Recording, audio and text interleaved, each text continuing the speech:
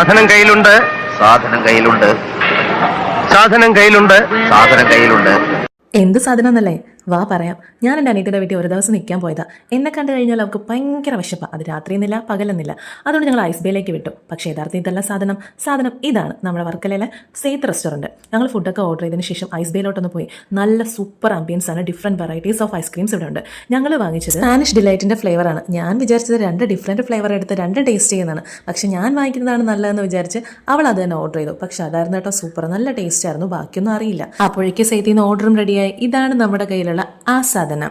എന്താണെന്നല്ലേ? ബ്രോസ്റ്റഡ് മന്തിയും ചിക്കൻ പൊള്ളിച്ച മന്തിയും അടിപൊളിയായിരുന്നു. ഞാൻ പേഴ്സണലി സെയ്ത്തിൻ്റെ ഒരു ബിഗ് ഫാനാണ്. എനിക്ക് ഭയങ്കര ഇഷ്ടമാണ് ഇവിടുത്തെ മന്തി. ആ മയണൈസും ആ ബ്രോസ്റ്റഡ് എൻ്റെ ഫേവറേറ്റ് ആണ്. അതും കൂട്ടി കഴിച്ചാൽ മമാ സ്വർഗം എന്ന് പറയും പോലെ കഴിക്കാം.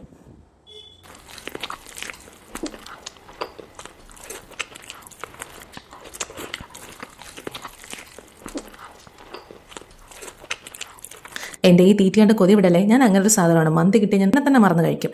പക്ഷേ ഈ പൊള്ളിച്ച മന്തിയുടെ മണ്ടയിലൊരു മസാലയുണ്ട്. ആ മന്തി മസാലയും നമ്മുടെ മന്തിയും കൂട്ടി കഴിക്കണം. ഇത് കണ്ടോ? ഇത് ക്യാമറയ്ക്ക് മുന്നിലെ അഭിനയമാണ് കേട്ടോ. ഇതാണ് ശരിക്കും ക്യാമറയ്ക്ക് പിന്നിലെ അഭിനയം, ഒറിജിനൽ. അപ്പോൾ വീഡിയോ ഇഷ്ടപ്പെട്ടാൽ ലൈക്ക് ചെയ്യുക, സബ്സ്ക്രൈബ് ചെയ്യുക. ടാറ്റാ.